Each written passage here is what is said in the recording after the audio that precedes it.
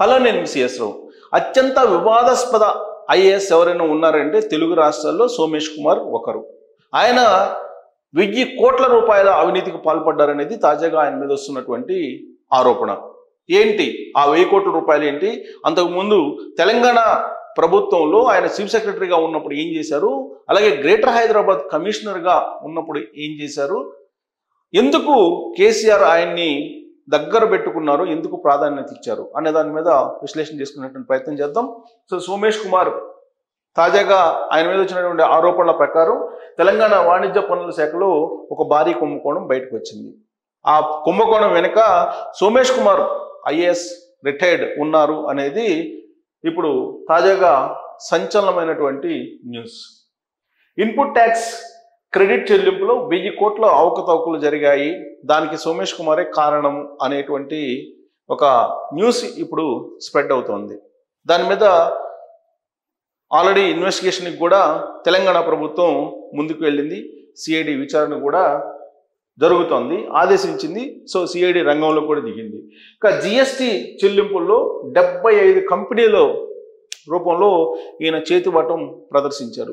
So 75 కంపెనీలకు సంబంధించి GST వ్యవహారంలో అక్రమాలకు పాల్పడ్డాడు సోమేష్ కుమార్ అనేది ఆయన మీద వస్తున్నటువంటి ప్రధానమైనటువంటి ఆరోపణ.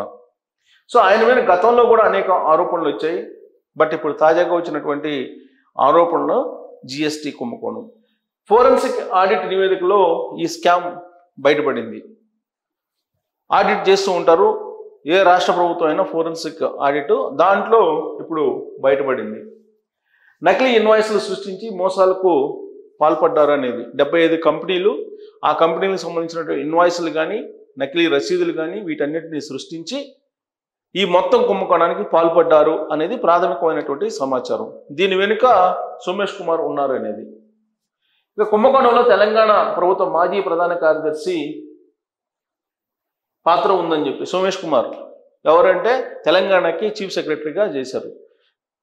కేసీఆర్కి అత్యంత ప్రియమైనటువంటి, అభిమానించేటువంటి ఐఏఎస్ అధికారి.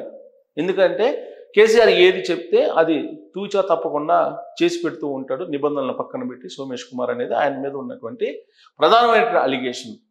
ఎన్నికల ముందు కూడా సోమేష్ కుమార్ని టార్గెట్గా చేసుకొని అప్పట్లో పిసిసి అధ్యక్షుడిగా ఉన్నటువంటి రేవంత్ రెడ్డి అనేక సందర్భాల్లో సోమేష్ కుమార్ వ్యవహారాన్ని బయటపెట్టినటువంటి విషయం మనందరికీ గుర్తుండే ఉంటుంది.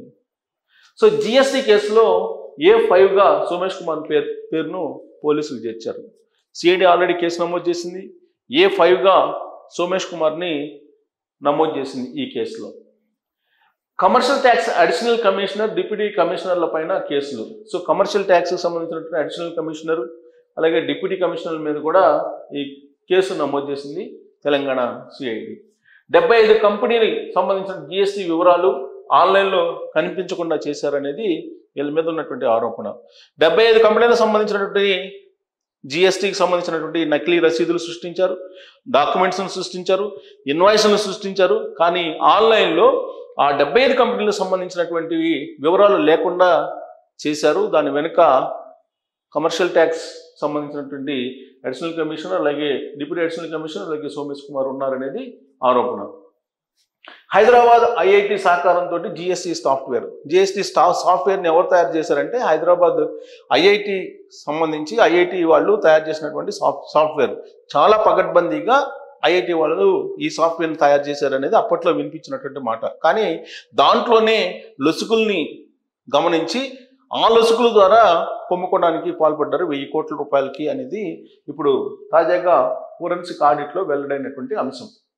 ఇక సాఫ్ట్వేర్లోని సమాచారం స్పెషల్ ఇనిషియేటివ్ వాట్సాప్ గ్రూపులకు పంపాలనే ఆదేశాలు. సో సాఫ్ట్వేర్లో ఉండేటువంటి సమాచారం స్పెషల్ ఇనిషియేటివ్ వాట్సాప్ గ్రూపులకు పంపాలని అప్పట్లో సోమేష్ కుమార్ వీళ్ళందరూ కూడా ఆదేశాలు జారీ చేశారు అనేది ఆయన మీద ఉన్నటువంటి ప్రధానమైనటువంటి ఆరోపణ. వాట్సాప్ గ్రూప్ సభ్యుడిగా ఈయన సోమేష్ కుమార్ ఉన్నారు. కరెక్ట్గా అక్కడే ఈ కుంభకోణానికి బీజం పడింది. ఈ వాట్సాప్ గ్రూపులో ఈయన మెంబర్గా ఉన్నారు. ఆయన ఈ సాఫ్ట్వేర్కి సంబంధించిన వివరాలు కానీ జిఎస్టీకి సంబంధించిన వివరాలు కానీ ఎప్పటికప్పుడు పంపించమని చెప్పి ఆయన ఆ గ్రూప్లో మెన్షన్ చేసేవాళ్ళు, ఆదేశాలు జారీ చేసేవాళ్ళు. ఆ విధంగా గ్రూప్లో మెసేజ్లు కూడా వచ్చాయి. అక్కడి నుంచే మొత్తం వ్యవహారం నడిచింది. ఆ వ్యవహారం నడపడానికి సోమేష్ కుమార్ మొత్తం కీలక పాత్ర వహించారు అనేది ఆయన మీద ఆరోపణ. సోమేష్ కుమార్ ఆదేశాలతోనే సాఫ్ట్వేర్లో మార్పులు చేశారని ఫిర్యాదు. సో సిఐడికి ప్రాథమికంగా వచ్చినటువంటి సమాచారం ఏంటంటే అప్పట్లో తెలంగాణ చీఫ్ సెక్రటరీగా ఉన్నటువంటి సోమేష్ కుమార్ ఇచ్చినటువంటి ఆదేశాలతోటే ఆ సాఫ్ట్వేర్లో గందరగోళం చేసి మార్పులు చేశారు అనేది ప్రాథమికంగా సిఐడి నిర్ధారించుకుంది.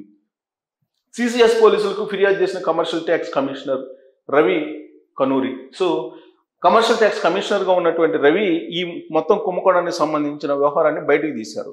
ఆ మేరకు సిసిఎస్ పోలీసులకి కంప్లైంట్ చేశారు. సిసిఎస్ పోలీసులు విచారణ చేస్తే ప్రాథమికంగా కొన్ని వివరాలు బయటపడ్డాయి. ఆ తర్వాత దాన్ని సిఐడికి ఈ కేసుని అప్పచెప్పారు. సో ఇప్పుడు సోమేష్ కుమార్ 1000 కోట్ల రూపాయలు కుంభకోణానికి పాల్పడ్డారు అనేది తెలుస్తుంది. సోమేష్ కుమార్ వివాదాస్పదమైనటువంటి ఐఏఎస్. ఆయన వాస్తవంగా ఆంధ్రప్రదేశ్ క్యాడర్కి సంబంధించినటువంటి ఐఏఎస్ అధికారి. డిప్యుటేషన్ మీద కేసీఆర్ అప్పట్లో సోమేష్ కుమార్ని తెలంగాణకు తీసుకొచ్చుకున్నారు. కీలకమైనటువంటి పదవుల్ని అప్పచెప్పారు.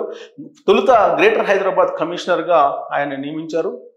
సహచరులతోటి, సహచర ఎంప్లాయీస్ తోటి, సహచర ఐఏఎస్లతోటి దురుసుగా ప్రవర్తిస్తారు అనేటువంటి అభిప్రాయం సోమేష్ కుమార్ మీద ఉంది. అంతేకాదు ఆయన అందరితోటి విభేదాలు కలిగి ఉంటారు. ఆ విభేదాలను పెట్టుకొని ఆయన కేసీఆర్ తోటి సన్నిహితంగా ఉండేవాళ్ళు అనేది ఆయన మీద ఉన్నటువంటి ఒక అభిప్రాయం. సో సోమేష్ కుమారు ఆ తర్వాత చీఫ్ సెక్రటరీ అయిన తర్వాత తెలంగాణ ప్రభుత్వంలో జరిగినటువంటి అవకతవకలు, అక్రమాల వెనక పూర్తిగా సోమేష్ కుమార్ ఉన్నారనేది. అంతేకాదు ఆయన బినామీ పేర్ల మీద భూములు కొనుగోలు చేశారనేది కూడా ఆయన మీద వచ్చినటువంటి ఆరోపణలు. ఆ భూములకు సంబంధించిన వివరాలు కూడా ఇప్పుడున్నటువంటి తెలంగాణ ప్రభుత్వం ఇన్వెస్టిగేషన్ చేసి బయటికి తీసేటువంటి ప్రయత్నం కూడా చేస్తుంది. ఇలాంటి పరిస్థితుల్లో ఇప్పుడు మళ్ళా జిఎస్టీ కుంభకోణం 1000 కోట్లది బయటకు వచ్చింది. తవ్వే కొద్దీ సోమేష్ కుమార్కి సంబంధించినటువంటి అవకతవకలు, అక్రమాలు అనేకం బయటకు వస్తున్నటువంటి క్రమంలో ఇప్పుడు తెలంగాణ సిఐడి పోలీసులు విచారణను వేగవంతం చేశారు.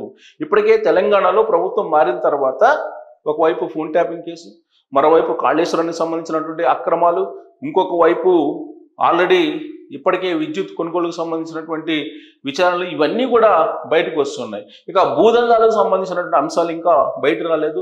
ధరణి పోర్టల్ని బేస్ చేసుకుని దాదాపు కొన్ని వేల ఎకరాలు కల్వకుంట్ల ఫ్యామిలీ దోచేసింది అనేటువంటి ఆరోపణలు తొలి నుంచి రేవంత్ రెడ్డి చేస్తూనే ఉన్నారు. వాటిని మళ్ళీ రికవరీ చేసుకునేటువంటి అవకాశం ఉందా లేదా అనే దాని మీద కూడా పరిశీలిస్తూ ఉన్నారు. ఏ డిపార్ట్మెంట్ చూసినప్పటికీ కూడా అవినీతి, అక్రమాలకు నిలయంగా మారిపోయింది అనేది కాంగ్రెస్ పార్టీ ఇప్పుడు చెప్తున్నటువంటి మాట.